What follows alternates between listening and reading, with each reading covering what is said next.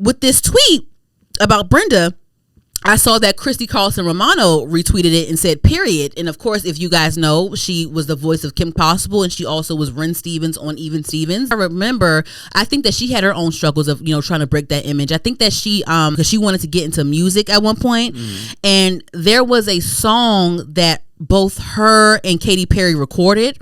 And I think it ended up going to Katy Perry. I guess Christy's Disney image kind of overpowered, the person that was in control of who the song goes to and how the song can be pushed and all that stuff. And I remember at one point Adrienne Bailon, she started in 3LW, but she definitely had her foot in Disney Channel with the Cheetah Girls and all that stuff, the movies and the group and the tour and all that stuff.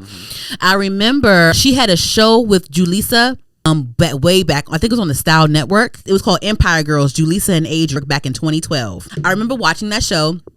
And I remember when Adrienne has a beautiful voice, by the way. We all know Adrienne's voice. It definitely was was one of the dominant voices in 3LW, and she definitely dominated in the Cheetah Girls, especially after Raven left. At one point on the show, they were following her musical journey, and she wanted to get back into music. And she was saying how, she is afraid to fully get into music because she's afraid that people will still see her as the Cheetah Girl. And then also she was insecure about her voice, that she felt like her voice sounded childish.